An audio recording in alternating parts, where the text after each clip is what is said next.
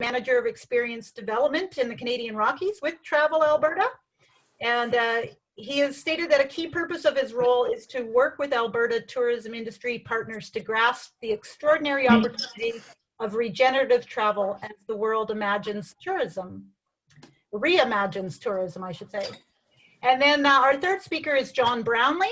And John is a graduate from Cornell University School of Hotel Administration. He's got many years of experience in the hospitality industry. He's currently the general manager of Blackstone Mountain Resort in Canmore, and is also the president of the Canmore Hotel and Lodging Association, or CHLA. And that association represents the political and economic voice for the accommodation sector in Canmore. And they also provide a forum for owners and managers of lodging industry to discuss issues that affect tourism and their industry as a whole. So I think all three of these gentlemen will have some insights for us on the future of tourism in Canmore and some of their vision for how we might work with their sector. So with that, I'm going to hand it over to Frank, who's going to just give us his thoughts, and then we'll ask Cameron and then John. So Frank, take it away. Well, thank you guys for inviting me as one of the people to talk today. I don't know if you can see me okay. I'm trying to find a room in my house that has enough light. Yeah, being born and raised in Canmore, you know, I think one thing we all know, Canmore has progressed from, a lot of people don't know this, from a railway town. And people think it's a coal mining town, but it really was first a railway town. It's 2 years older than Calgary, and went from a railway town to a mining town to, you know, Olympic town, and in my mind, to a tourist town. And, you know, I came back in 1990. I swore I'd never come back in 1980 when I left from here to go to university, to my engineering, as Lisa did. You know, it was a dying coal mining town. And we always wanted to be like Banff. Like Banff was this tourist town that, you know, I won't say everyone wanted to be like Banff, but, you know, there's this little bit of jealousy growing up in Canmore that, you know, the families had, you know, more wealth, more things, more, didn't have coal dust blowing around the valley. Like, you know, Canmore back in the 60s and 70s, every time a windstorm came up, there's this big black cloud that went through the town.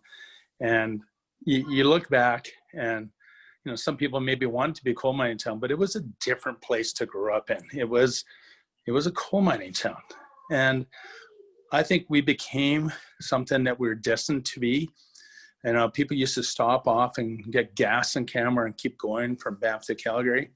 And, you know, it wasn't really till the Olympics that people really recognized that we have just more beautiful mountains, in my opinion, than Banff and so many places in the Rockies, that it has so much more to offer than this big coal dust cloud going through. We've struggled, and I've been in a lot of NDP meetings and growth management meetings and vision future meetings about who are we, right? Who are we? Who and what will we become? And I've always been very blunt about it, that we are a tourist town. People want to come here for the beauty of Canmore.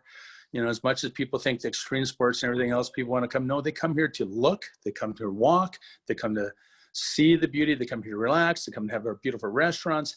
And Canmore has grown into, I believe, what it was meant to be, and it will continue to grow. And I think that the past is important to remember, and that's why when everything I do anything in my development, I try to remember the past, because I think we can't let go of the past, because that is also part of tourism, is remembering who we are. You know, that's why I did the Opera House, and I try to do this railway park to recognize the history of Canmore. So the past of Canmore is part of tourism. So whatever you guys do in the future, please remember we have to celebrate our past and make sure whatever we do for tourism, the past has to be celebrated. We remember those places. We create things of memory for those places of the past, the mines and everything you do. And that's create, you know, tourism things that celebrate that people can walk or see or stuff. So that's important to me. I hope it is for everyone else, that we don't forget about our past, but we also, you know, celebrate, I think, the future that we have, which we're very fortunate economically as a community to have this opportunity to be a tourist town, not a coal mining town. And that's a big difference. So, you know, for me, I believe that some things we want to make sure we don't price out our tourists. We don't charge them for parking and do different things. Like we want to do dog parks in downtown with paid parking. I'm okay with that, but there's a balance in all that. And I also, this is before we go too deep in that, I also want us to think about the future. The cell phone was the biggest thing that changed our world in the last 20 years. What's in the next 20 years? So, you know, me and Andy have had many talks on this, and I believe autonomous cars will be the future. We won't need so much parking. We might not need paid parking in the future. We have to manage our parking today, but I think mass transit to get people out to Canmore instead of, I'm not a big fan of the train because I think it's a pie in the sky. I think, but getting mass transit from Calgary, from the airport, from downtown with buses, getting Rome expanded to those places where people can easily hop on a bus and come from Banff or Calgary or the airport instead of renting cars. And creating, Rome's been the best thing I think's happened to this valley in so many years to really promote that. We also, as a tourist town, we've got to know that we're going to need to continue to build hotels because Banff can't grow anymore. And if tourism's going to increase in Alberta and be an economic driver, Canmore is going to be the growth of that, not Banff, because they maxed out. So recognizing that Bow Valley Trail, I've always been a promoter of we should get rid of allowing residential to be on Bow Valley Trail. It should be 100% hotels or visitor accommodation, not residential units. It's still allowed. We need commercial. We need some staff housing, anything to do with tourism. But having residential units on Bow Valley Trail, it's going to be our coal mine in the future, Bow Valley Trail. That's our economic area besides Three Sisters. Silvertip, I still believe downtown and having more accommodation units closer to downtown is also going to be a good thing. So making sure we protect our zoning bylaws to make sure we don't have 50% residential, 50% commercial, still allowed, not a good thing. So that's really make sure we protect the coal mines that we do have, and that's the visitor accommodation for growth in tourism. I believe in tourism. I think it is who we are. Second homeowners, as much as some people don't like them, they also provide a lot to our community. They fill our restaurants, they buy in our shops, and we're fortunate to have that. I know a lot of people don't feel that way, but I strongly believe in second homeowners are a clean way of growing our economy again over coal mines. And that's why I keep bringing over coal mines, because it was a nasty place to live as a kid growing up. And we are so fortunate to have clean industry here. Yeah, so, let's continue to grow tourism, but again, back to the cell phone, autonomous cars, I believe in the future we'll have in 20 years. And I don't know if you guys know this, but for every car in the United States, there's 4 parking stalls. So I applaud the town of Canmore, what they've done last year, reducing the number of parking required, because I have underground parkades that are empty a lot of the time. So let's make sure zoning bylaws look not just for today, let's for the future. Let's make sure we put residential where residential should be, and let's make sure we put commercial where commercial should be for people can walk and ride their bikes. And we grow our town healthy, clean, and know that tourism is our industry. We fought it for so many years. We kept saying we want education. We want, to be the next tech place in town in all our NDPs over the years. We're a tourist community. Let's get good tourism here. So, that's always been my speech and always my thought. Thank you, Frank. If you're great, Frank, to stick around, we're going to have Cam and John speak, and then we'll do the panel discussion. I wasn't sure if you were hearing all that before, but so we won't get into Q&A with you until after the other 2 speakers, but thanks for your thoughts. No problem. Thanks, Lisa. Yeah, that's great. And then so Cam, if you're ready, we'd love to hear from you on your perspective. Thank you very much, Lisa. Let's see if this works.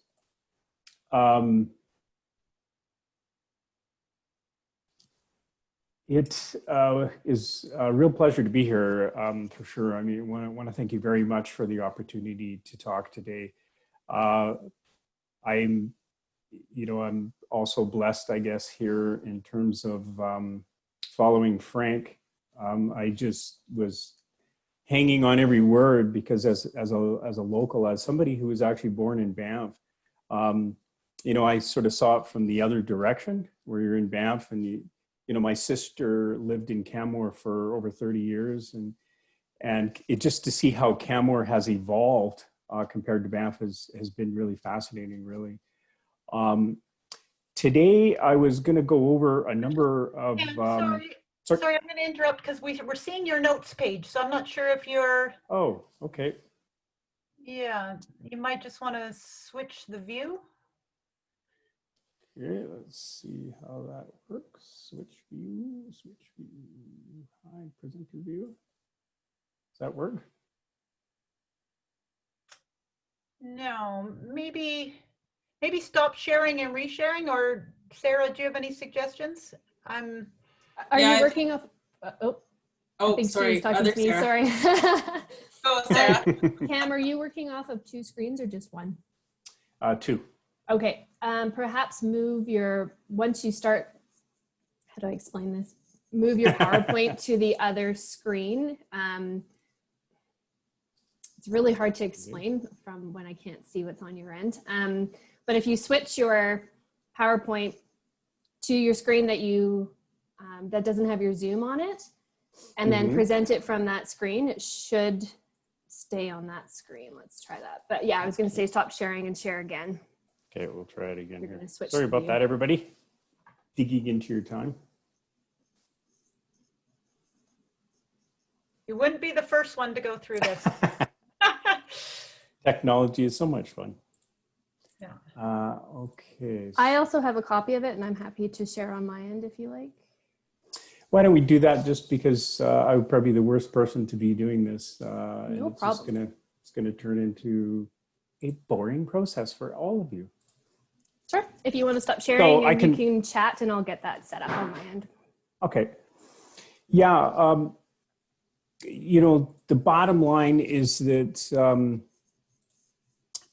you know, in moving forward here, today what I wanted to do after talking to Lisa a little bit was to perhaps just have take you through where Travel Alberta is right now, what we're doing, to give you a little bit of a little bit of background on what we were doing per the impact of COVID and where we're going.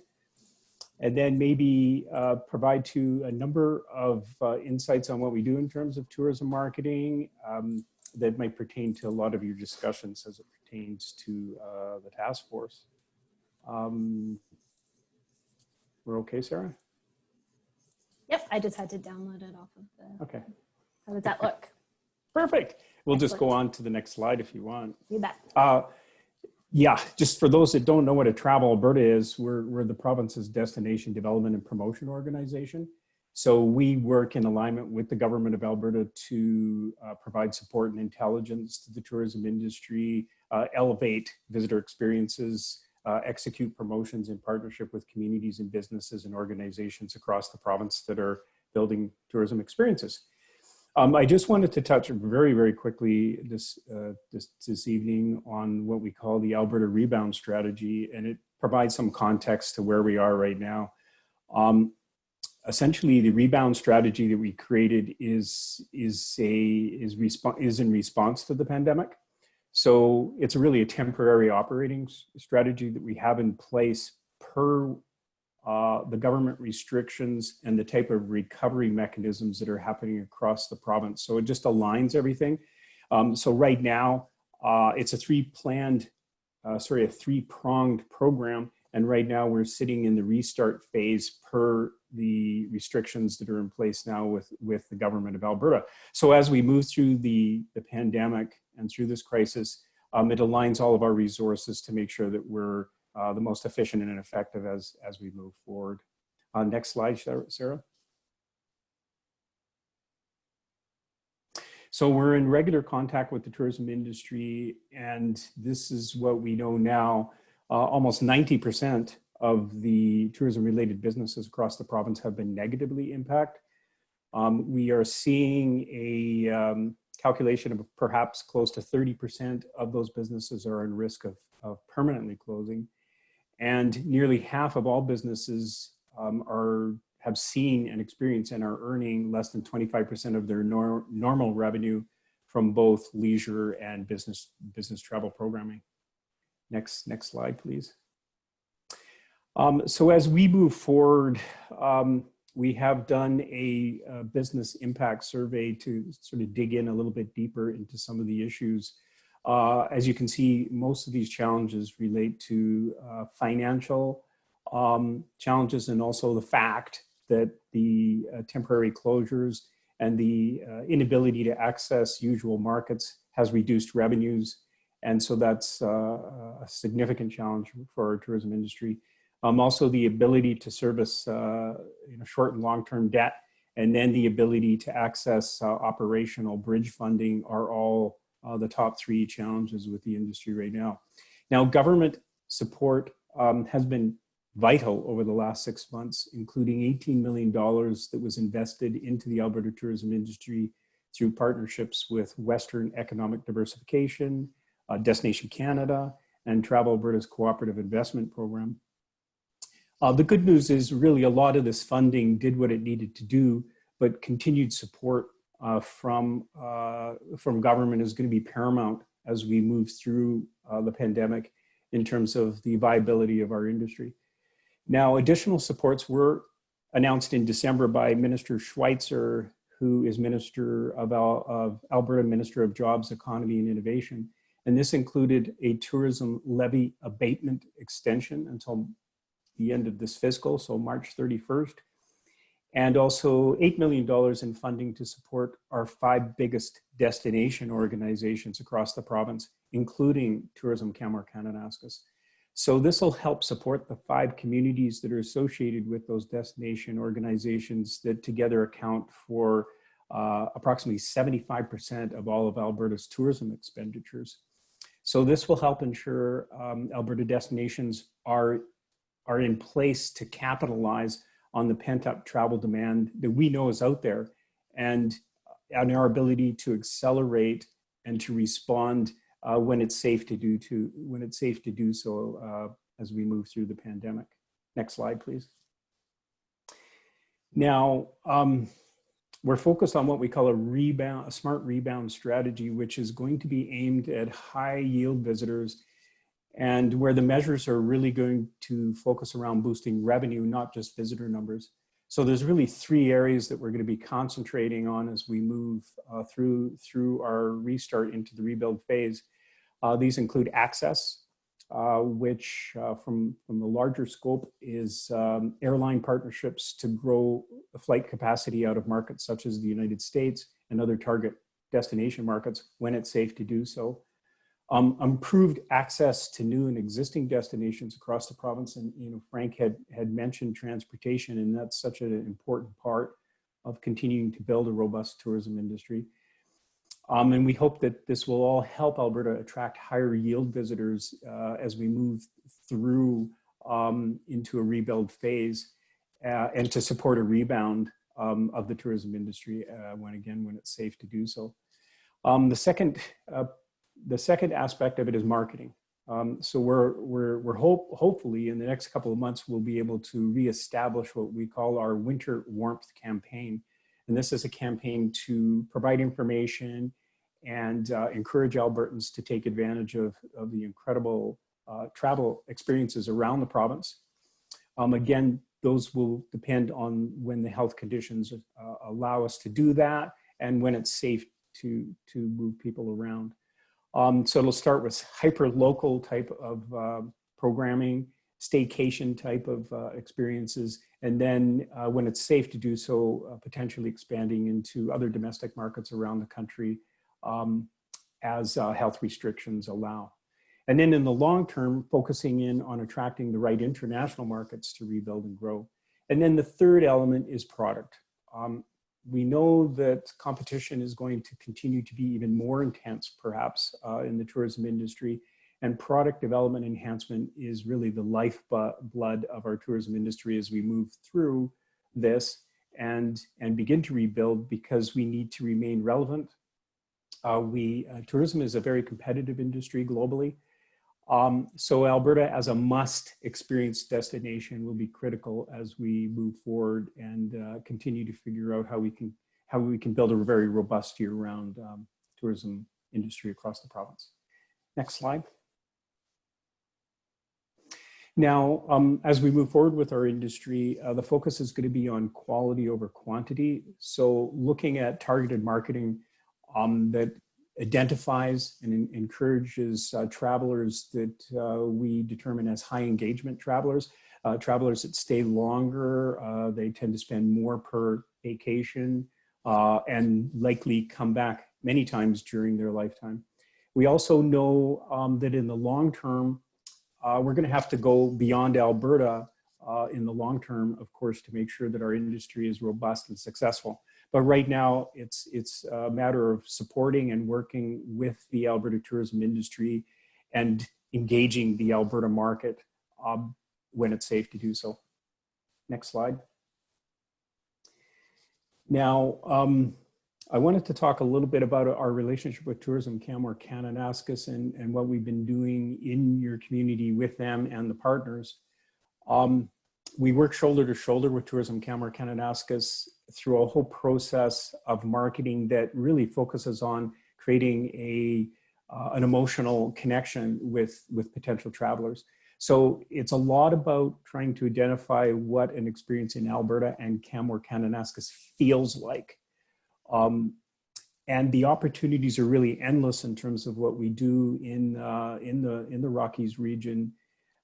Experiential travel is really a process of trying to identify, travel programs that really dig in a little bit deeper in terms of connecting with people emotionally, physically, spiritually, and intellectually.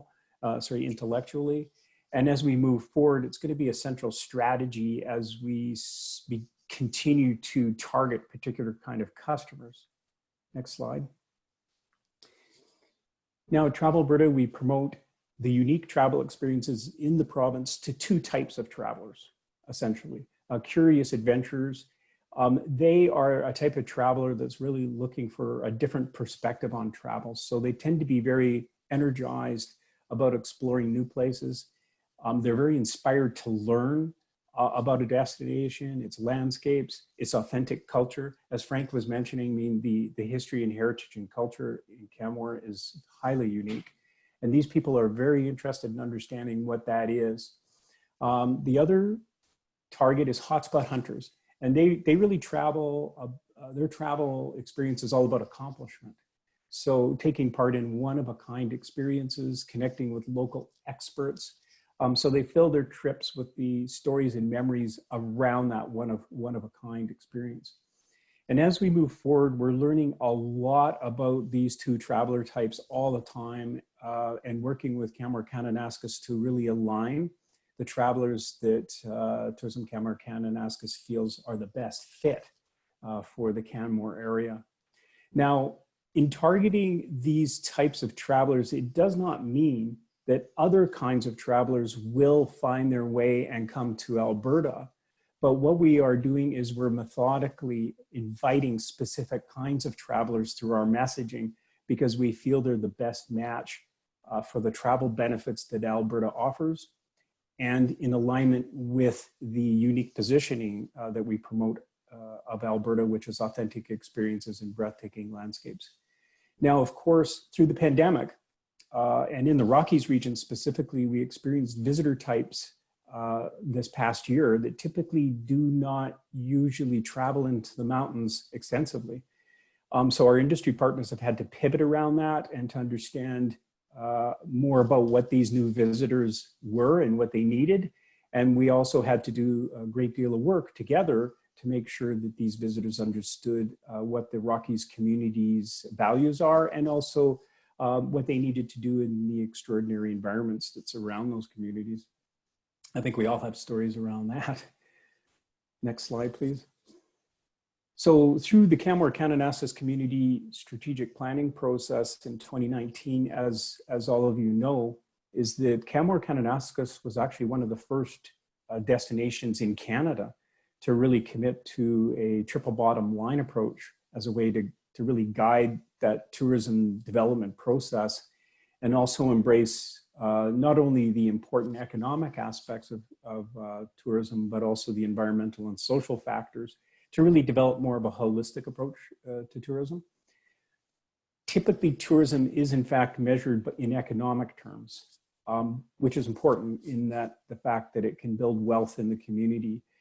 But in moving forward, there is an opportunity within the tourism industry for each community to take a look at how they can redefine and refine what tourism means. And in this case, of course, Canmore Kananaskis has the opportunity to really determine exactly what that looks like.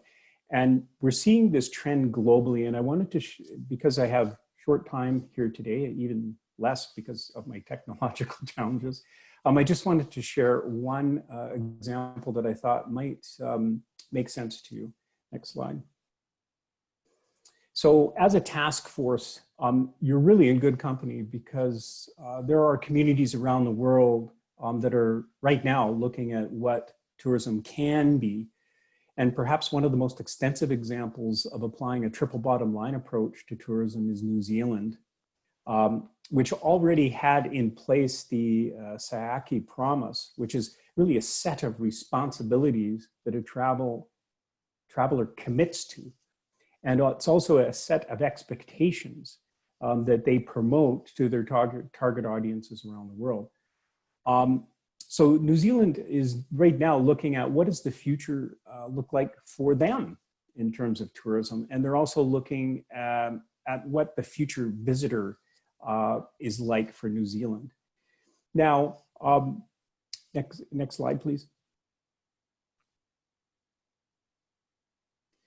Now, I won't be able to run this particular video, but the bottom line is that when a destination, when a community starts to share its values to the world through tourism marketing activity, that value-driven marketing actually establishes an expectation in the marketplace. And it really starts to establish a relationship between the community and what sort of potential relationship they want with travelers. So this is a very exciting area of tourism because, fundamentally as we move forward, tourism needs to be a force for good. It's a very, very large industry around the planet. So in moving forward, how can we continue to make sure that tourism is aligned as a force for good? And it's possible to put together this type of tourism marketing approach when a community collectively establishes a well-planned, focused, and suitably funded tourism marketing promotional program. So I thought I would share that with you.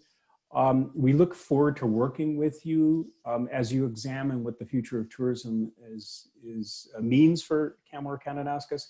And again, I want to thank you very much for having the opportunity to really participate in this discussion today. Thank you very much, Cam. Really appreciated learning that TCK was one of the first in Canada to adopt that triple bottom line approach. I didn't realize that. So that's good to know.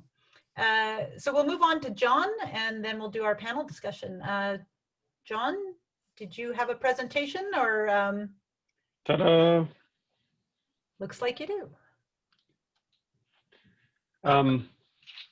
First of all, I'd just like to say thank you to everybody for allowing me this opportunity to participate in this discussion. It's been incredibly interesting so far. I've,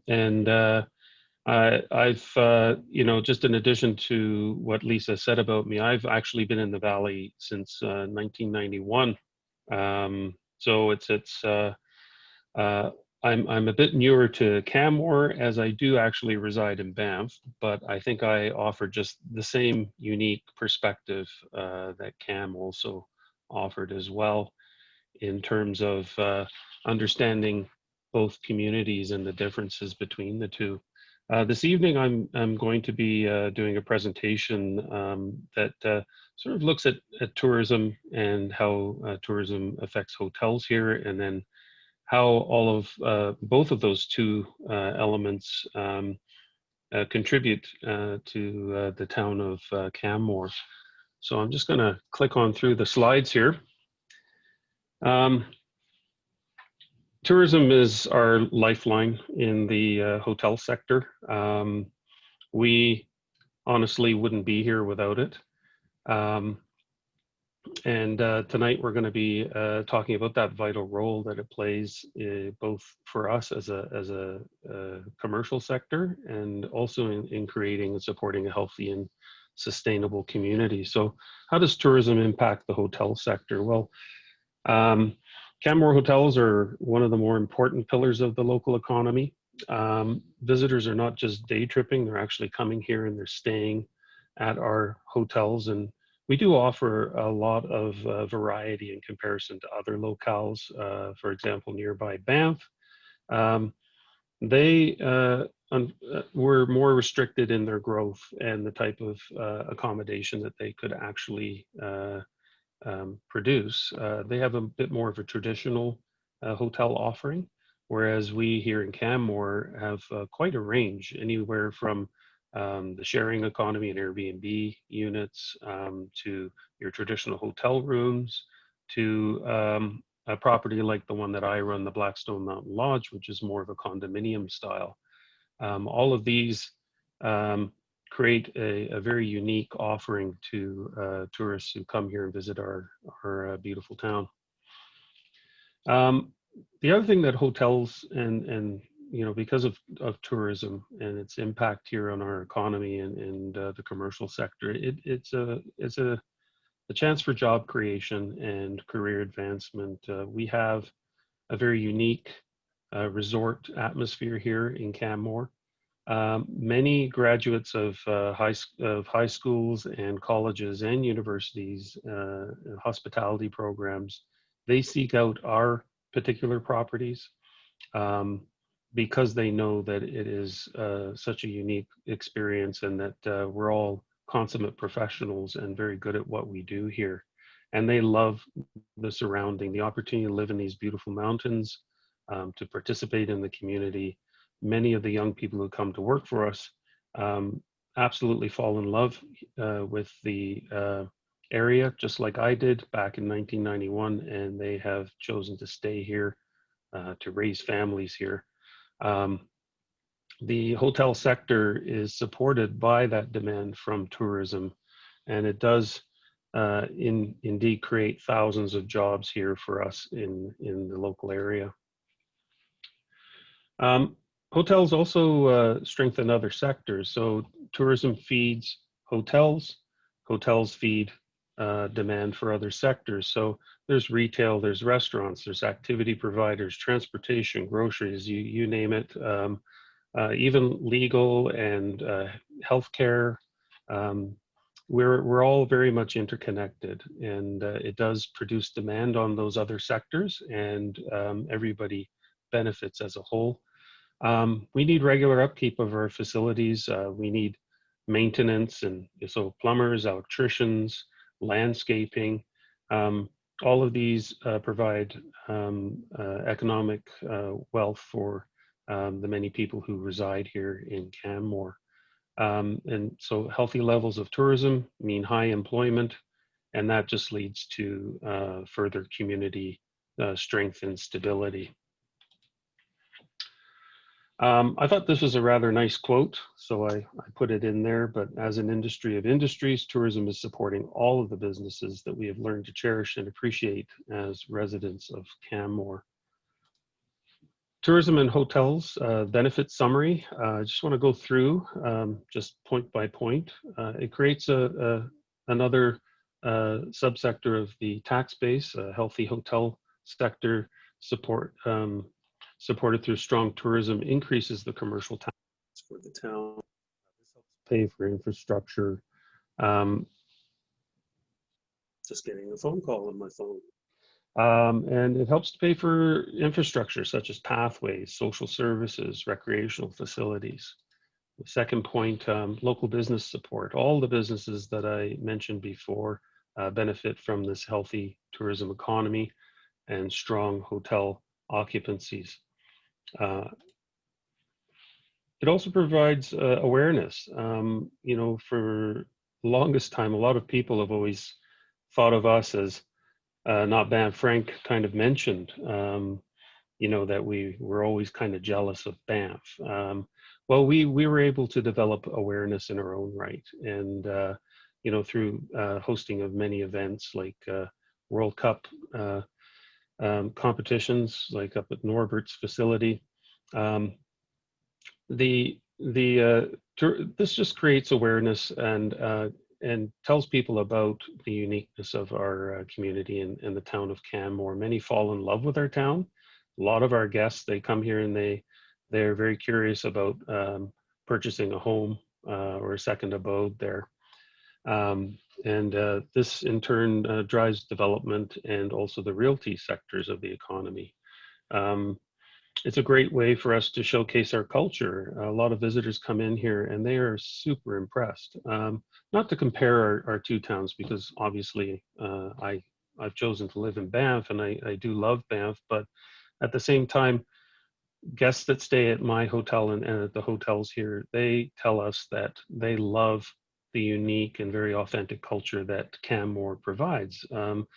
The unfortunate thing about Banff and what they do mention, and this is very anecdotal, it's just from conversations that I've had over the years with many of the guests that visit here, is that they prefer Canmore over Banff. And the biggest reason is because Banff has more of a commercial feel to it, and we just seem to have a bit more of an authentic feel here. They feel it's more genuine, and a lot of Albertans who have sort of done the Banff experience actually now prefer our town over Banff. Although they do venture into the parks, they love coming back here because it just has that a bit more of a genuine feeling to them. Parking, yeah. I don't know if anybody saw the road up to the Nordic Center this summer, around Quarry Lake and the whatnot. The hotels actually can provide quite a lot of parking. Much of our parking actually, a lot of it is actually located underground. So we can get those cars off the streets and in our underground parking. And in turn, we can also help the community in encouraging our guests to take public transport, to walk to downtown. It's such a beautiful walk, especially from where we are on Kananaskis Way, going along Policeman's Creek and through, you know, Spring Creek. It's such a an opportunity for us to get people out of their vehicles and get them truly exploring the area through other ways. Hotels, because of tourism and the fact that we've been quite successful and we've seen lots of many years of consecutive growth. We're also very hospitable people, as you might imagine. We love to share. And one of the biggest ways that we share our success is through donations to charities. Often it's multiple room nights through silent auctions. We also do fundraising.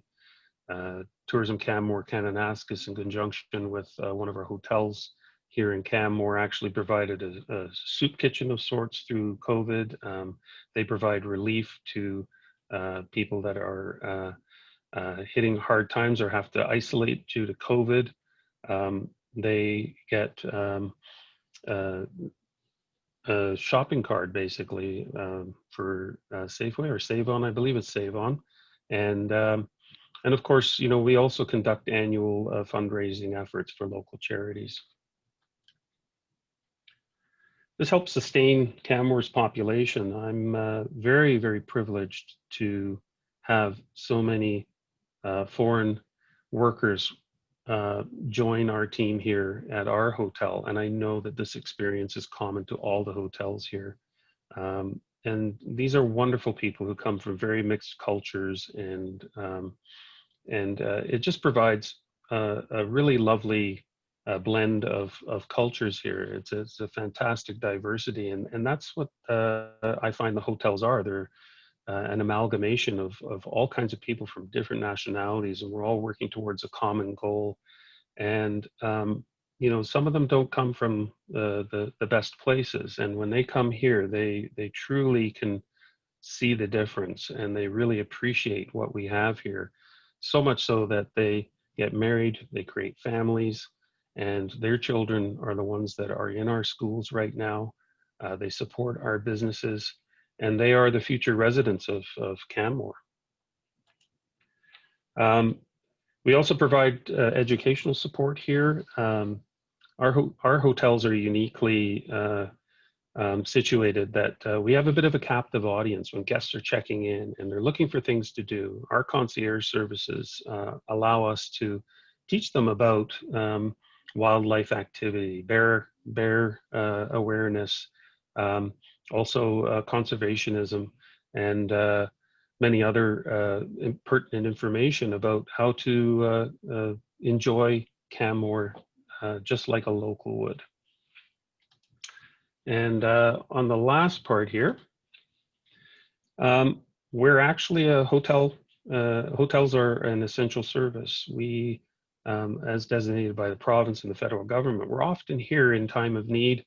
You know, we've had a massive snowstorm a couple of years back, and there were a lot of motorists stranded, including the former Prime Minister of Canada, apparently.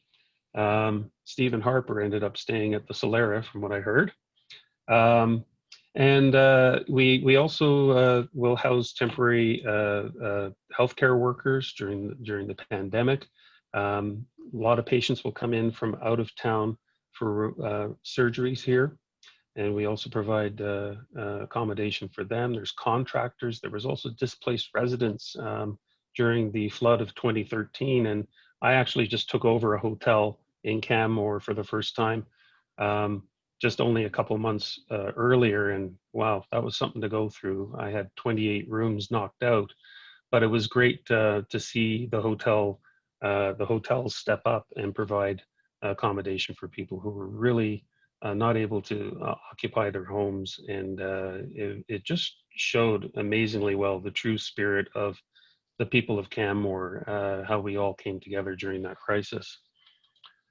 So that's it. I know now is question period, but if anybody has any questions or anything beyond this this evening, you can reach us at info@chla.ca.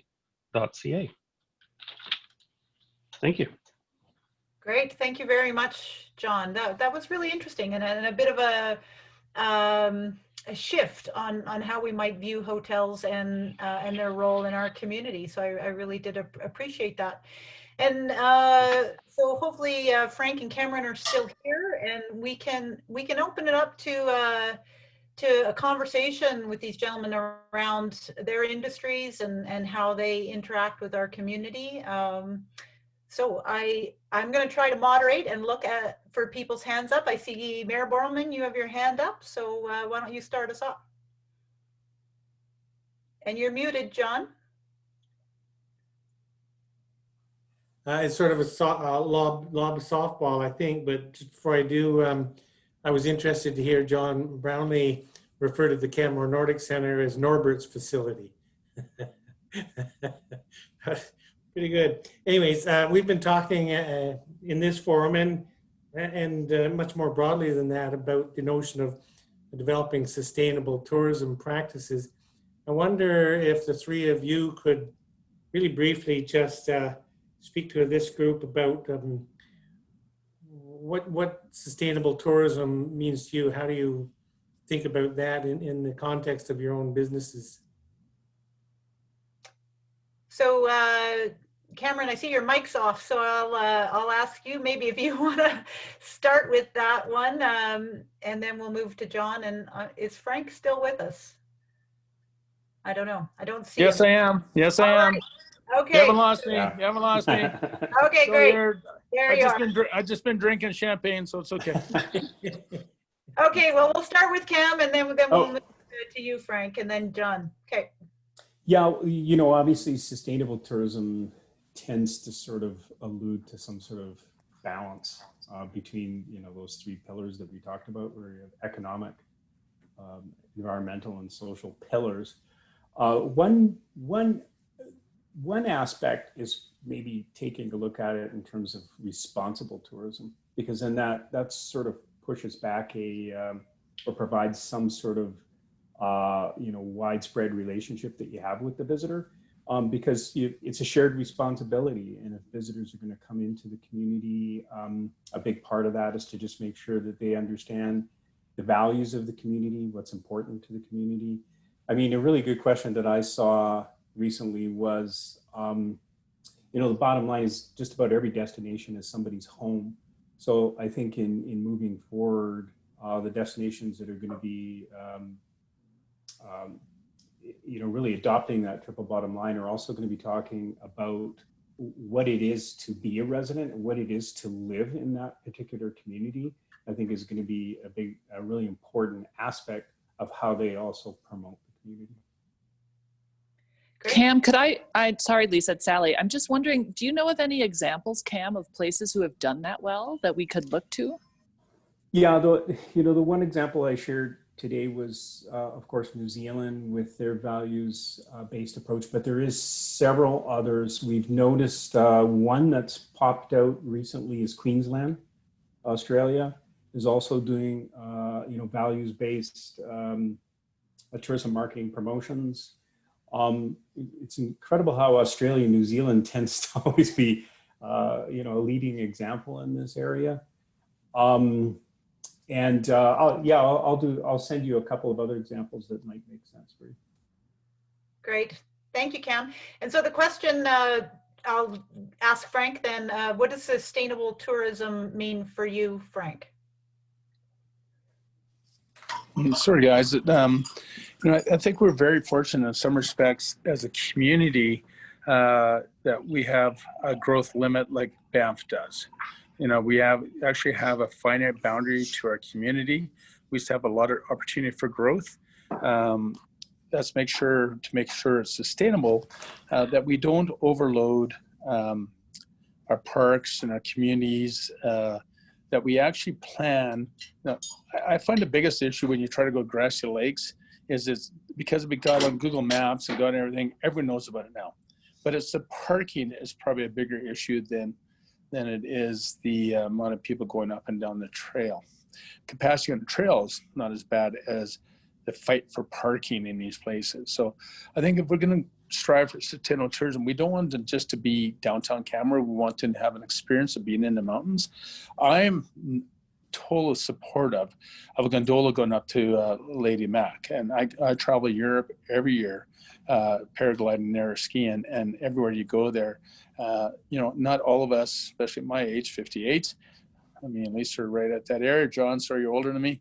Can't always hike up that mountain, but we love to still enjoy the view and experience that. So we got to make sure our parking lots are not overloaded, that we have transit to those places, and that we also make sure that we, think outside the box. Don't, these things work in Europe for a reason. They've been sustainable for years, way before we decided that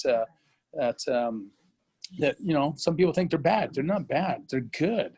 They reduce people walking up and down trails. They allow us to, still enjoy the outdoors, even though we physically maybe can't always go up a mountain or down a mountain. So I think we got to expand our minds and look at Europe for good examples and busy communities and busy places in the Alps that we are very comparable to, as we did for flood mitigation, Lisa. Where did we look? We looked to Austria, right? We look for them for advice. Let's bring some people from Europe over here and go, you guys, I know in July and August, everyone gets vacation in July. It's overloaded there. And I don't go till September and I go Europe, paragliding and travel in the Alps, but they know how to do sustainable, long-term density tourism. And we got to plan for that instead of just closing our blind eye to, now we got to take a transit bus from the parking lot Lake Louise up to go up to the lake. It was a panic. No one knew how to deal with that in Lake Louise. And we don't want that to become Canmore's problem when you go to grassy lakes. That's planned for it ahead. And transit, as I told earlier today in some meetings, like transit is one of the biggest things I think Canmore's done a wonderful job on with the Rome buses between Banff and Canmore. We need to expand that, and we need to, John said, keep people's cars in the parkades and the hotels are at. Let's get them on the transit and get them up to the trailhead and go walk around the trails. Less issue when I go grassy for the trail than I have for the parking. So That's sustainable tourism to me. Okay, thank you, Frank. And John, do you want to try that question? I don't know if there's very much that I could add to the conversation, because I fully agree with Frank in terms of taking that managed approach. Just based on where we are and the beautiful surroundings of our community, people are just naturally going to be attracted to this place. And I think there's an opportunity, like Frank was saying, to ask experts and to see what other areas have done to accommodate sustainability. Having said that, like I mentioned in my presentation, you know, our staff and our teams at the hotels are uniquely positioned to act as a tourism agency, basically, just like if you were to go to the tourism location just off of next to McDonald's there, we get asked all the same questions. And this is an opportunity to really show them what it's like to be a Canmore on, I think somebody said. I don't know if I want to use that term. But I think you get what I mean. The idea here is, and I think most people are attracted to staying here in Canmore because they want to be a part of it. They really want to learn what it's like and to be a part of living here and experiencing Canmore. And a lot of our residents are really key to that because it's just so welcoming. Everybody's so friendly. The spirit of unity here in Canmore really comes through, and it keeps people coming back over and over again. Each time that they come, they can learn more and more about conservation, about the fact that, you know, we have animal corridors going through our valley here, and we have to keep those open and available. It's also just learning about our unique relationship with our natural surroundings. And we definitely have a big responsibility ahead of us, but we can do this smartly. And if we just build a proper strategy. And I think, you know, Frank's suggestion and consultation is a very, very good idea in that regard. So. Okay. Thank you, John. Do we have another question? Yes, Norbert, I see your hand. Go ahead. Yeah, thanks, Lisa. I wanted to ask each of John and Cam and Frank their suggestions to us on how we can best engage the tourism industry in the community conversation. You know, as a task force, I think our mandate is to construct the container in which the community can have a conversation about the future of tourism. I would like to hear their thoughts on how we can best involve the tourism sector, all the different portions of it, not just hotels, but everybody, how we can best bring those businesses into the conversation. Great. Is there anybody who wants to take a stab at that first? Okay, John, go ahead. Well, I think we've already begun that process, to be honest with you, or at least there is a mechanism in place that certainly helps with that. We, the Canmore Hotel and Lodging Association, meet quite regularly with members of other associations. So BODA, the Bow Valley Chamber of Commerce. We've also got Tourism Canmore Kananaskis, Rachel and the gang. We also have the BIA and the town of Canmore, and we about once every quarter or so get together and discuss things such as this. Certainly, if we are united towards a common goal, I've seen the effects of what our associations can accomplish. Although it's unrelated to tourism, we did get all the candidates forums going for the provincial and federal elections. And that just shows that a coordinated effort can successfully pull off a forum like that. We can do the exact same thing with tourism. There's just those are good vehicles to get that message across because it covers such a large swath of our commercial sector. And if we can get that message to those associations, then we can in turn get it out to the people that work for us. And I think that's one of the best ways to actually help, get the tourism message across. It'll also give great feedback to in the consultation process. If you're trying something out and you want feedback, we can give that through those vehicles. That's essentially how I think it would work. Great. Thank you, John. Cam, do you have any thoughts about how to engage the tourism sector? Yeah, if this helps, because we're all working in unusual times. Recently the Tourism Industry Association of Canada has been working with a company called 2031 to do stakeholder engagement right across the country of Canada as it pertains to elevating shoulder and winter tourism programming. Because in Canada, there's the seasonal variation it's something that we all share across the country. But what I noticed is that they actually have been very successful in doing it virtually, through, I'm assuming they use a Zoom platform or another platform. But the point being is that the process of trying to capture a lot of stakeholder input into something like that, there's several companies now that have really moved forward and done a really good job of trying to figure out how to do that virtually. So there's probably some best practices you can grab from that and try to leverage them into your process as you move forward. Thanks, Cam. And if you have contact information for 2031 or any other organizations that as I said at the outset, we're just getting ready to launch our RFP, and we're hoping to have good quality firms like that potentially bid on our RFP. So please feel free to forward those to me. Frank, thoughts on how to engage your industry? Well, as much as everyone just talked about engaging our industry, I think John and Cam and everyone hit on one point, and that is Canmore is same as Banff. We are busy for 4 months in the summer. We're busy at Christmas, Family Day weekend, Easter week. It's the other 6 months of the year if you want a stable, more balanced community. And Canmore is very fortunate. We have a strong summer industry. Many communities are tied to either winter ski season or they're tied to a strong summer. We have a pretty balanced, but if you want a stable tourism economy, it's filling those shoulder seasons. And yeah, I built a Malcolm Hotel with a conference center, and I hope that world comes back. But the reality is we all are doing a Zoom meeting right now, right? So, do we need a big conference center in Canmore anymore? Does Guy Turcotte want to build a 200,000 square foot conference center anymore? I don't know.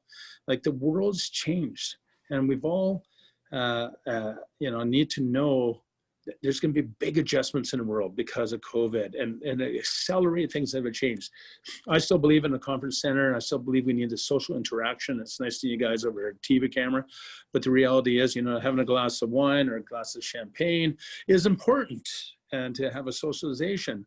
So, as much as interacting with other tourism associations and marketing and talking, the biggest thing I believe we need to do is, how is the world going to change because of COVID and tourism and business and conferences? Because we will be busy in the summer. We don't need to do anything. Zero. We'll be busy Christmas, Easter, next year. We'll be over busy in the next summer. We'll do weddings, weekends. We'll be busy in Canmore.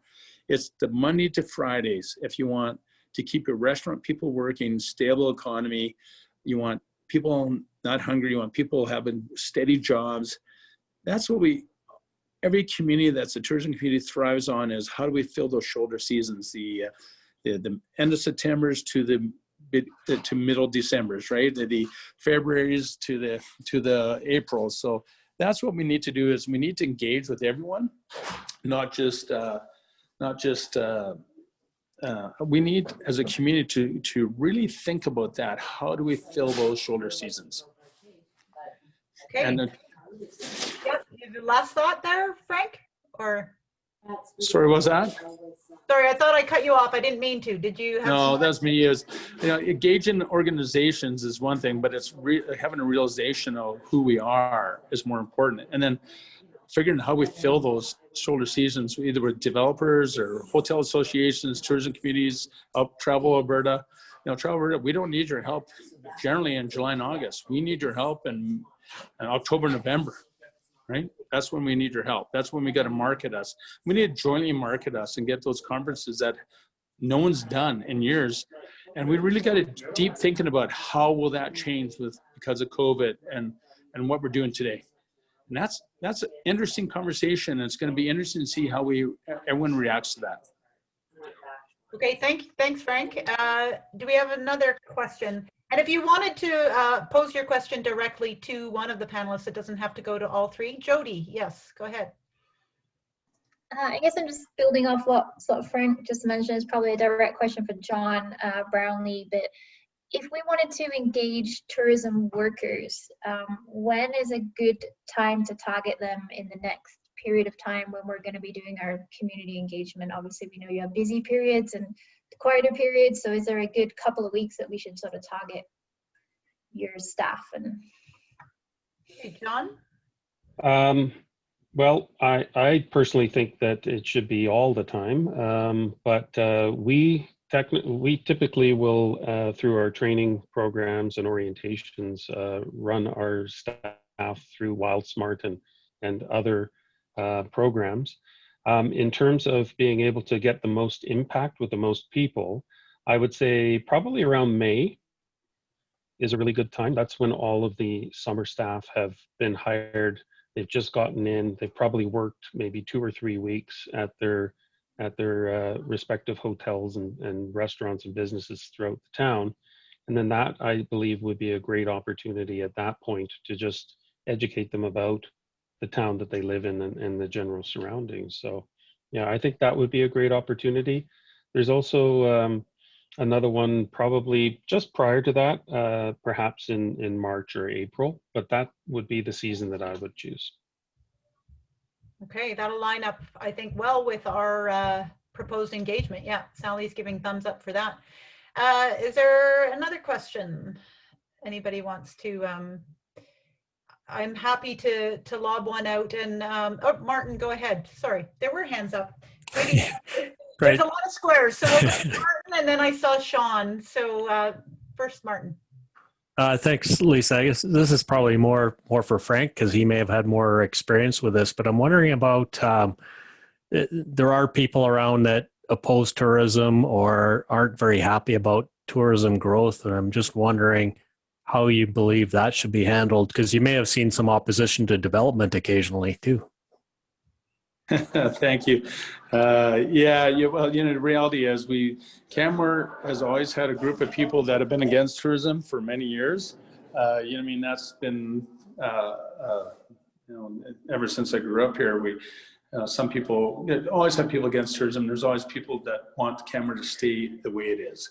And, you know, I always joke with people, we're some of our worst enemies as developers. Every time I build a new home, I brought one more person in the Bow Valley that's against development. And it's a joke, but it's the truth. You know, if we wanted Canmore to stay the way it was when I grew up, it's 3,000 people and a coal mining town. And that's why I brought that up. So, yeah, you know what I mean?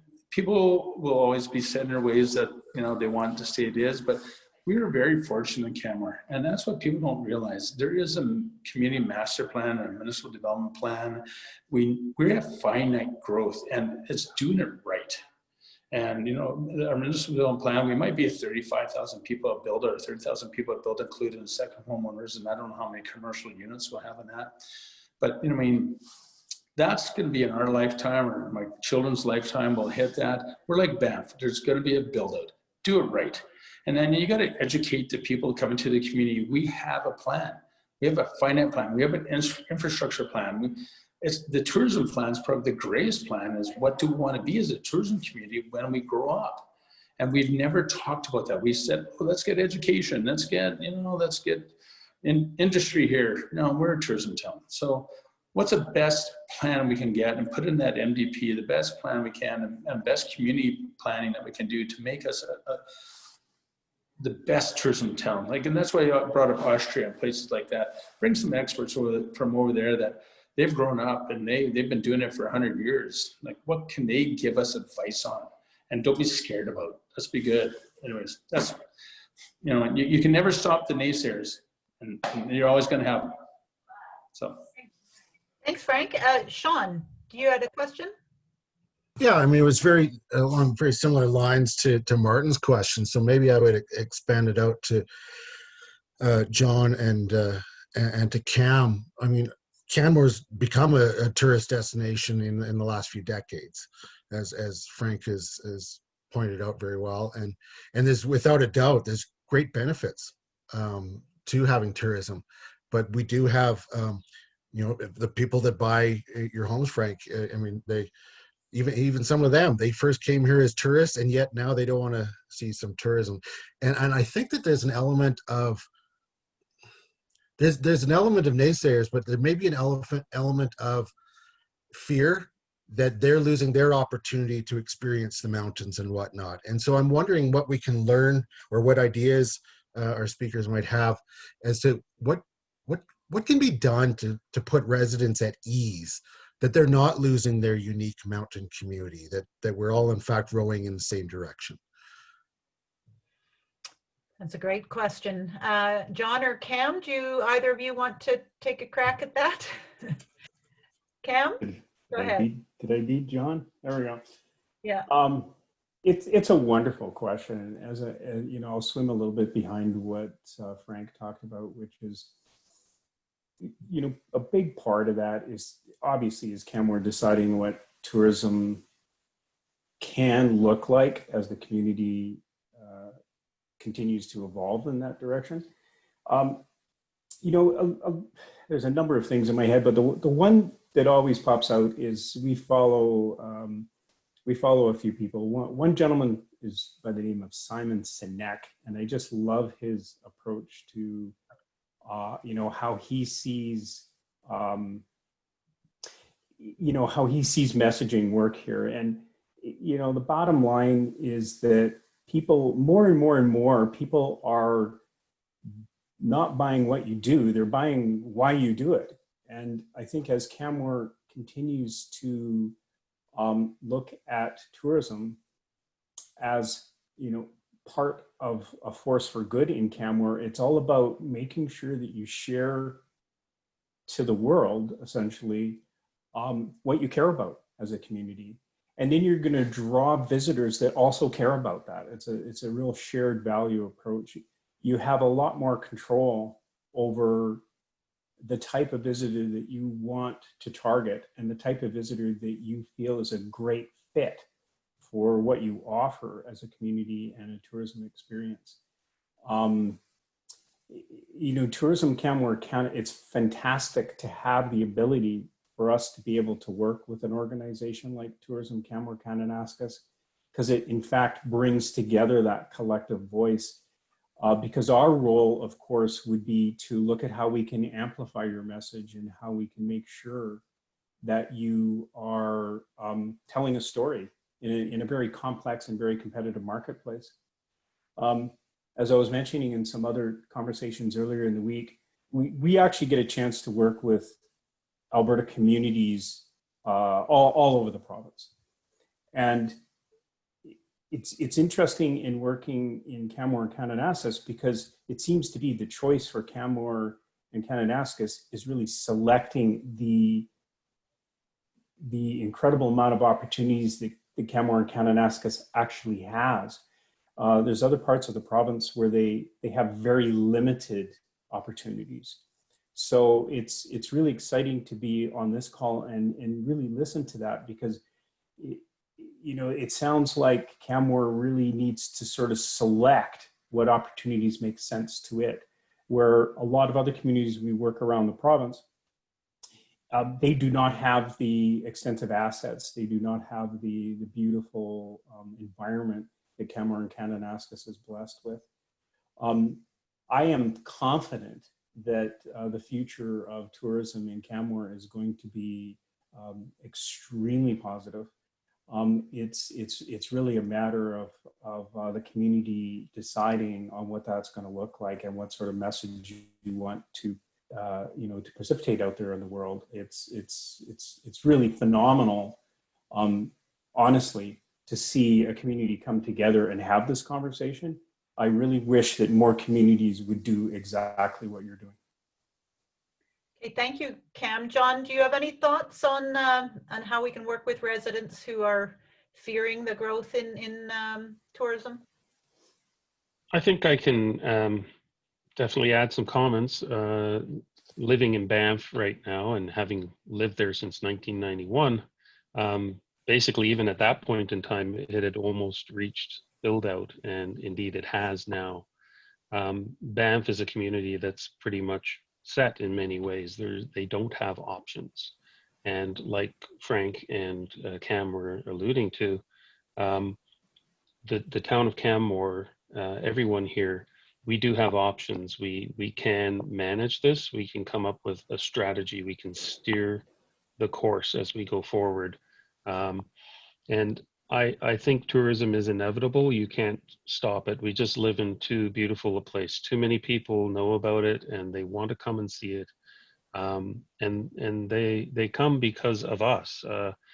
We are a reflection of the spirit of this community, and even if you do have people who are concerned or fearful of tourism, you can have a beautiful community as well as accommodate the guests that are coming here from many different areas of the world. It's not an impossible task. It doesn't have to be uncontrolled like Quarry Lake was this summer. We can rein that in. We can funnel people.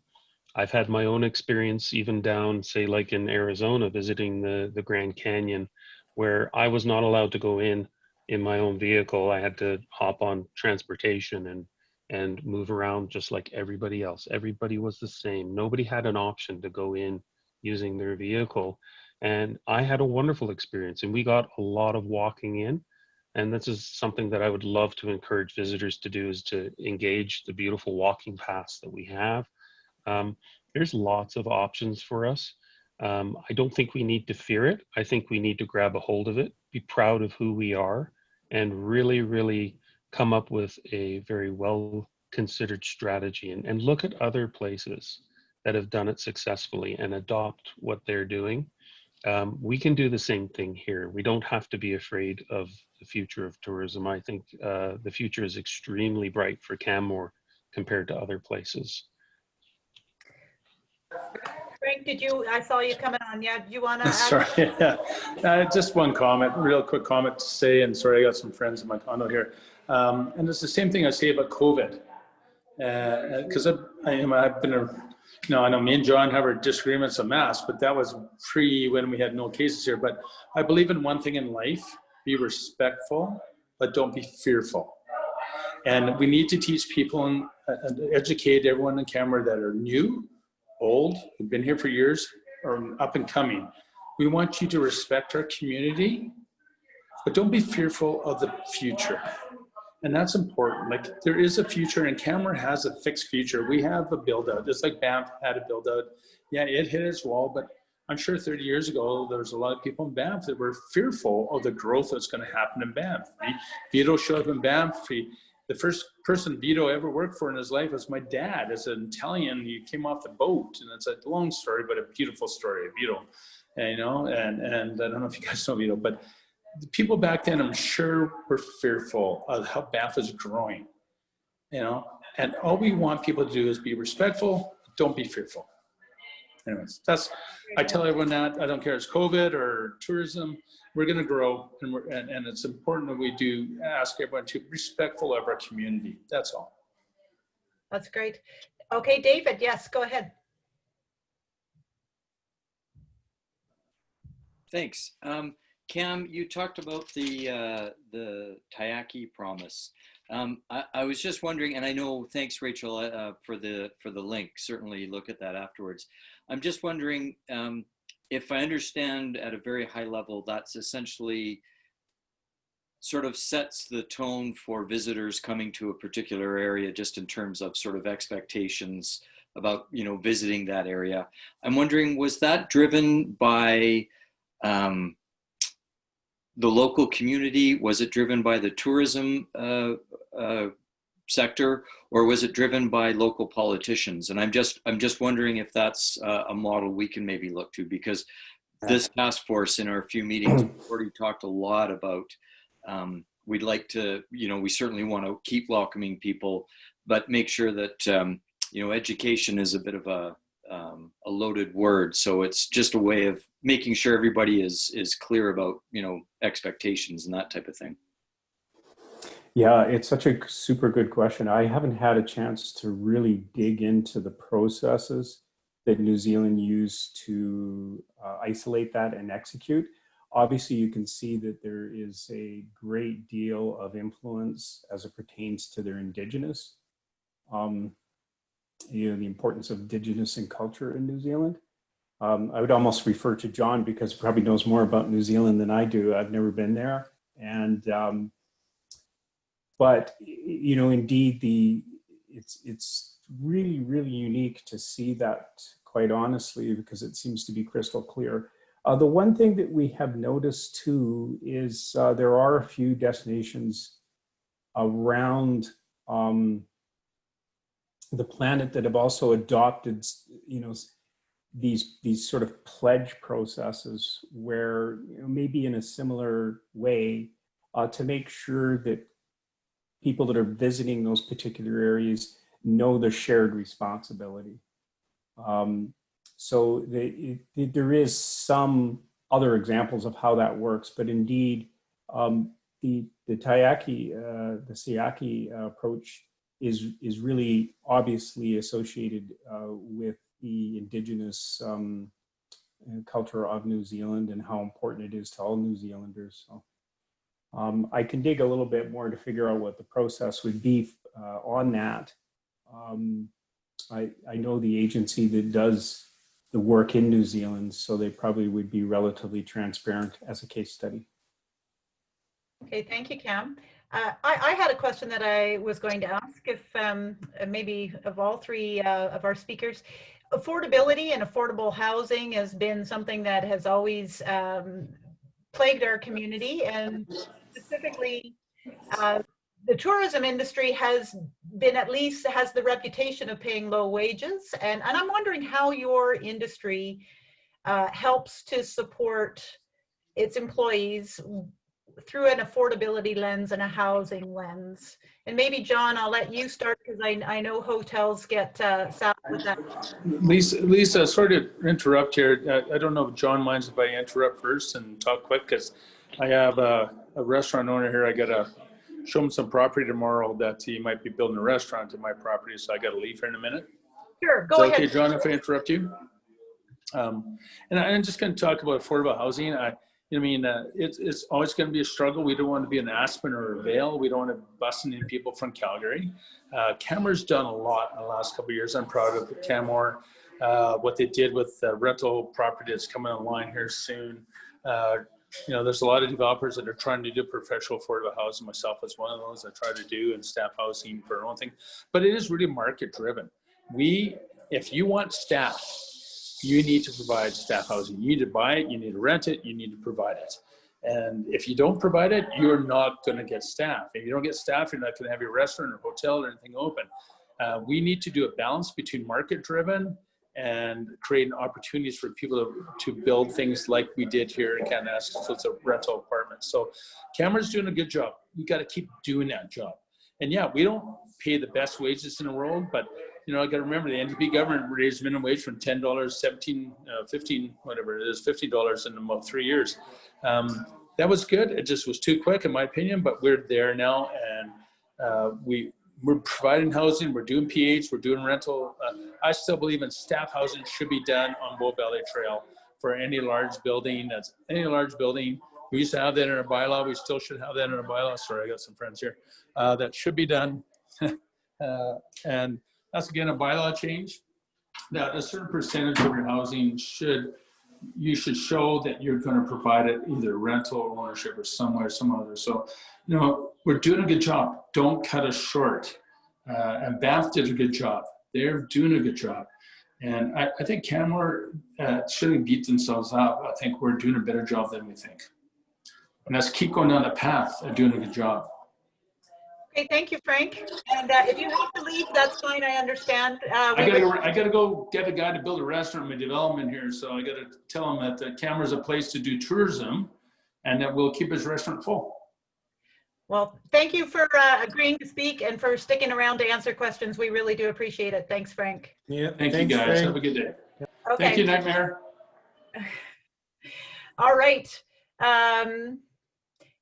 John, I know your industry is saddled with this question, and there's probably lots your industry does around this topic that we're not all aware of. So can you share with us? Yeah, well, Lisa, you and I are no strangers where this subject is concerned. When the LUB first came out a number of years ago, the first draft of the new version, there were a number of sections there that sort of, I think, spoke to this misconception. And, you know, I personally came and spoke, and that was the beginning of us working together to sort of quell that misconception. We're not slumlords. As a matter of fact, our staff accommodations are of extremely high quality. The idea that somehow, you know, we have like 10 people crammed into a room that accommodates 3 is just simply not true. We wouldn't be able to retain people. We wouldn't be able to attract them or keep them. It's in our own best interest and for the success of our businesses that our staff feel safe and that they have a home-like atmosphere to come back to. I have a two-bedroom apartments, and I have a maximum of 3 occupancy, and that's it. It's very strict. We also subsidize our housing, so we charge about at our property anyway, $225 every 2 weeks, so $450 a month rent. On an $18 or $19 an hour wage is very reasonable. Our staff are able to enjoy a very, very nice lifestyle here. They all go skiing or they enjoy other activities in the area. They're able to afford that and do it quite well. I also took the town administration on a bit of a tour a couple of years back of a facility that was constructed in the town site of Banff. And on 3 plots of land, they're able to house over 200 people very quietly, very effectively, with an eye to privacy and safety. And it's impressive. It really is. It was a beautiful facility. And I think everybody that came from the town really saw that we do take this very seriously. I also think that, you know, we have people in the hotel industry, such as the Coast Hotel. Michael has been building 2 large apartment complexes at the end of Kananaskis Way here. And this is helping to answer some of these questions of housing. It's creating a lot of inventory all at once. And I have a feeling that a lot of the pressure is going to be relieved because of that. And I just want to encourage everybody, the town and anybody else, to partner with us, because when we, the commercial sector and hotels partner with the town, we can really make things happen, just like we did in Banff, and just like we are doing down the road here on Kananaskis Way. Just realized I muted myself. So thank you very much for that, John. I appreciate that. Cam, I don't know if you have anything to add around the affordability question. I know that's really not your wheelhouse as the province, but happy to have you jump in if you have anything to add. The only thing I'm really aware of is that I know the city of Lisbon, Portugal, has a partnership between the municipality and home sharing programming, where there's an incentive that's in place for those that have homes to be able to allocate some space or inventory to affordability. I'm not 100% sure how it works, but it was indicated as perhaps a best practice in Europe. Great. To look into. Lisa, I'm wondering if we maybe could extend that question to Rachel. I don't want to put her on the spot, but I'm just wondering if Rachel knows anything from a TCK perspective around staff housing and living wages and that kind of thing for tourism industry within Canmore.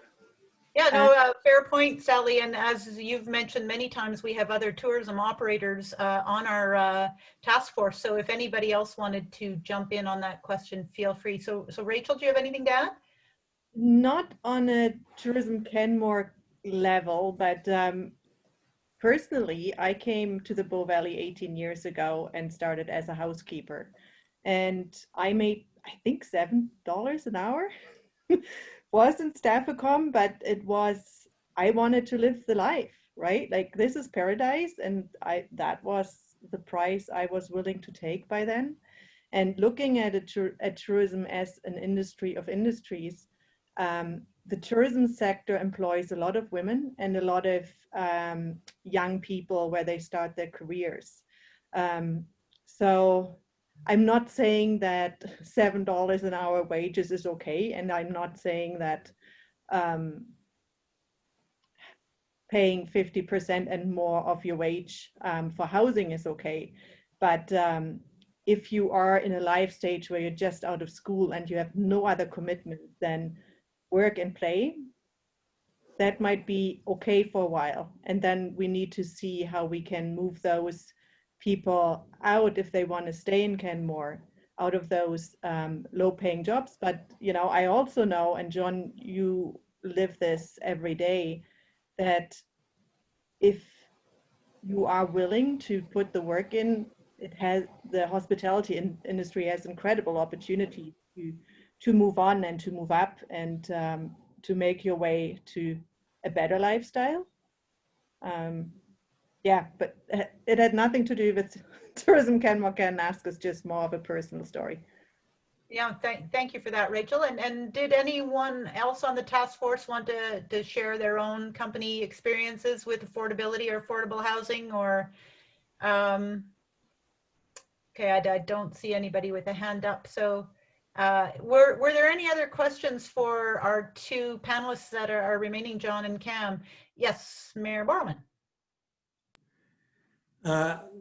Thanks. I've just been curious, particularly as Cam was talking about the Tiaki in New Zealand and the idea of social contract essentially with visitors and tourists. I'm wondering if in those areas like New Zealand, how they manage that contract. I mean, is there an enforcement arm of the tourism sector? I'm thinking about Canmore, and our social contract should be around educating visitors to observe the human wildlife conflict issues and avoid those. But the only way of doing that comes to mind these days is enforcement. Do you know how that plays out in other tourism regions that are ahead of us on this practice? Cam? Yeah. What I do know is that Tourism New Zealand offers a whole support mechanism for their industry that includes collateral, information, ways for them to have more information on their websites, et cetera. So there's a lot of resources that are available to their industry partners to be able to ensure that customers are continuing to be exposed to it. In terms of enforcement, good question. I just, from the tourism industry perspective, I do know that they have a whole mechanism, and I'll send that link to you as well, about how tourism businesses can incorporate the SIACI promise right into their business operations. Yeah, and I get the sense it's around, I really liked some of the words you used before, Cam, around sharing to the world what share what you care about, and then the world will care too, right? It's around shared values and shared responsibility and that whole concept. So yeah, that's Sally, is that your hand up?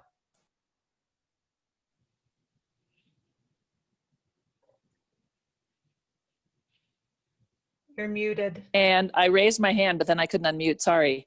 Yeah, I love that language too, Lisa. And I'm struck as Cam is talking about that example. One of the tensions but opportunities we have in Canmore, the thing that's interesting to think about in New Zealand is to really do that as a country. And so I'm wondering, Cam, if you could talk a little bit about the intersections and the opportunities and maybe the challenges. We're really talking about this for the town of Canmore. We're surrounded largely by provincial parks, so we need to partner with the provincial government. And then both you and John have talked about being residents of Banff, a federal neighbor.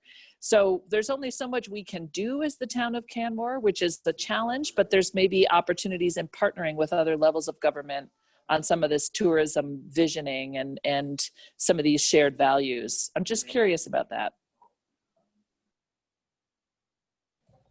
Yeah, it's a great observation and question, because tourism tends to, be a collection of brands, but in any country, in any region, et cetera. But of course, yeah, in this case, New Zealand has made a concerted effort.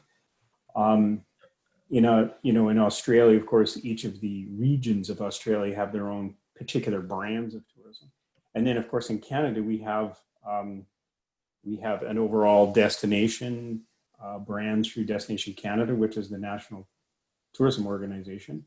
And then each of the provinces have specific branded tourism promotional programs, and then it begins to break down quite quickly into regions, cities, and of course, the situation with Canmore Canmore Kananaskis as a region, or Canmore as a town. Obviously, as Canmore Kananaskis begins to make a decision in this area, we do have a mechanism and a process where we can sit down with your destination organization and learn the positioning and the brand that your community has agreed on and has adopted. We do that with destinations all over Alberta. And there's always an opportunity for us to amplify your message. The Alberta tourism brand, in many ways, has a lot of that value-driven process into it, because we have chosen a particular kind of customer. We know what that customer is potentially looking for. We do use a social value segmentation tool to actually do that targeting.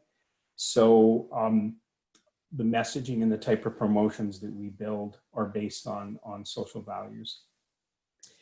As Canmore Kananaskis begins to make that decision, then we begin to figure out how we can amplify your message in conjunction with the overall tourism brand.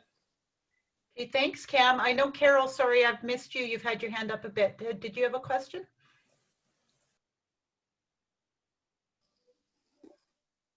I have a variety of questions, but I'm conscious of time, and I have enough questions that I could entertain all three speakers for half an hour.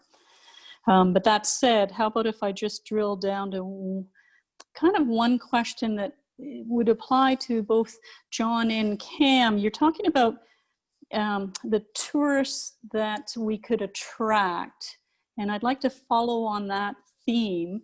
And you both are saying that you have the ability to be more selective. And education, if I can ask you more about educating the tourists, particularly John, you said your staff, they do that already. So is there plans, is it realistic to say we can educate, not enforce? So to John Borman, let's take away the word enforcement of our cultures and values, our wildlife corridor, our environment, our trails being degraded.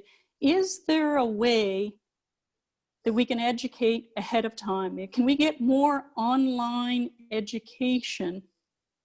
Is that a realistic thing, that we can educate the tourists before they get here about what we are here and what the residents have been concerned about that I'm hearing in the town? They're concerned that the tourists don't understand our values. The tourists don't understand who we are and what our values and what we like. So is my question somewhat, do you get where I'm going from?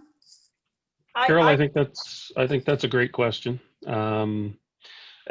You know, I would like to think that everybody stays in a hotel when they come to visit here, but I don't know that we could get everybody. We have confirmation letters that we send our guests. You could very easily add a link to information about Canmore in the area and where they're visiting, and you can lead into landing pages on Tourism Canmore Kananaskis, and they can find out information that way. Just in addition to what we've already been talking about, and this is purely anecdotal, it's from my own personal experience. In a past life, I was a Japanese tour director. I know I don't look Japanese, but I was, and I loved it. I have to tell you, it was the best job I ever had. Unfortunately, there's no more Japanese visiting, so changes had to be made.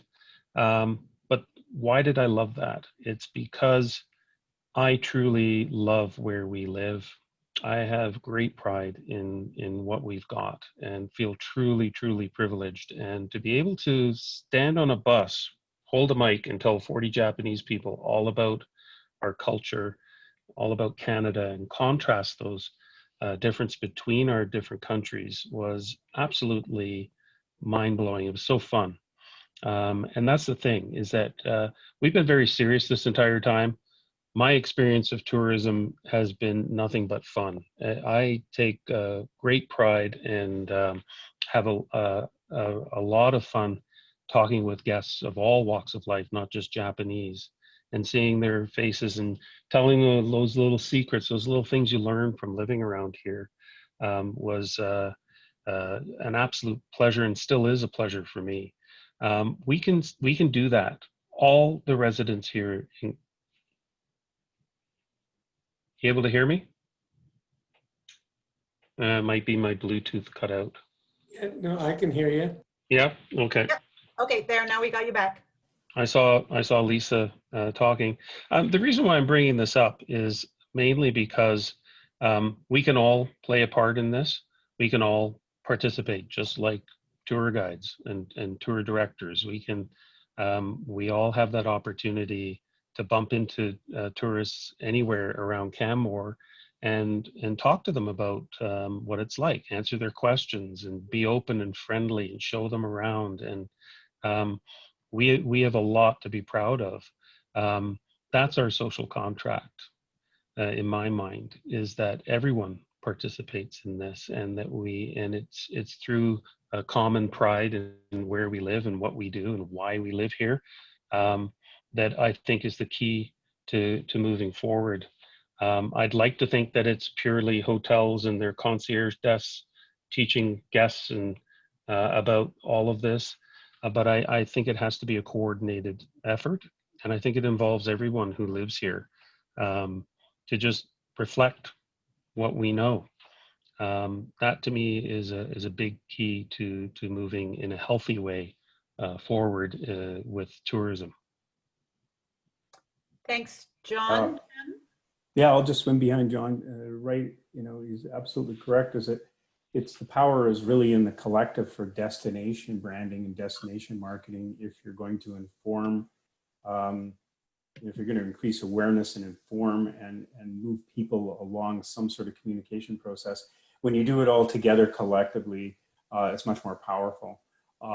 From our perspective at Travel Alberta, we have a specific brand platform and a brand story for Alberta.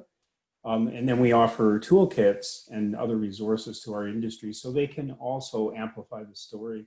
And the more and more industry partners that adopt the messaging and educate people about, transformational and inspirational experiences in Alberta, it elevates that message. and allows us to have a more powerful story in those marketplaces. Thanks, Cam. And Rachel has messaged me to say she'd like to add to this conversation as well. Rachel, go ahead. I think we are already doing education as Tourism Canmore can and ask us as well. If you look at our social media challenges, we are talking about human wildlife conflicts, how to behave, how to recreate in the mountains responsible. Our visitor service staff, obviously, for visitors that come there, they will amplify those messages as well. Can we do a better job? Yes.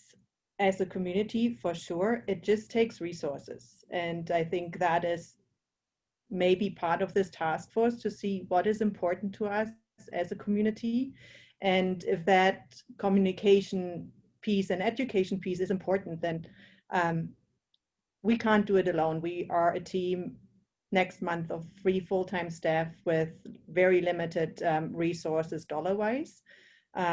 So I guess that's a plea for, yes, let's educate the tourists. Let's have a pledge, but it just needs to be executed well, and it needs to be executed together.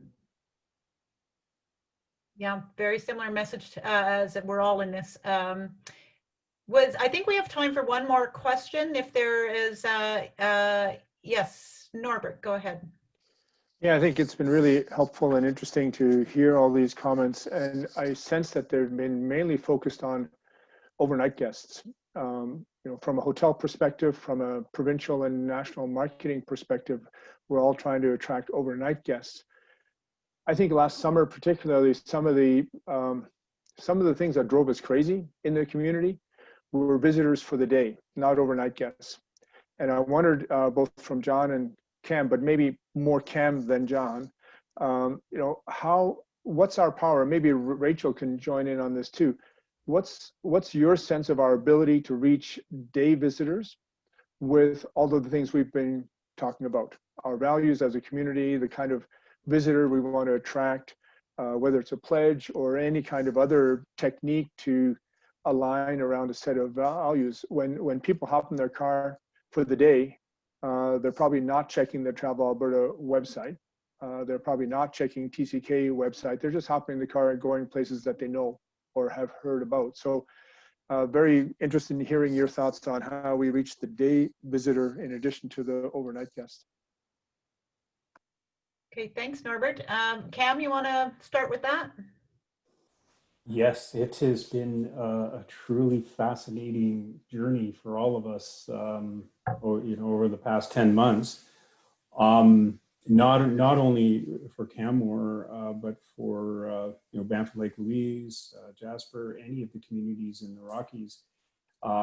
We indeed saw a lot of visitors coming into the destination that don't typically, travel to the mountains on an ongoing basis. So if this helps, I mean, in Parks Canada and Alberta Parks and many of our partners were also learning as they went through this. But a big part of it is indeed educating through all channels possible in the Alberta market.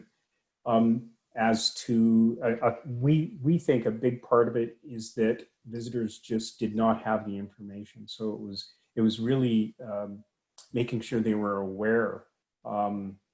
And for sure, a lot of activity that we were involved in was trying to make sure that we were amplifying that message through any sort of promotional channels possible.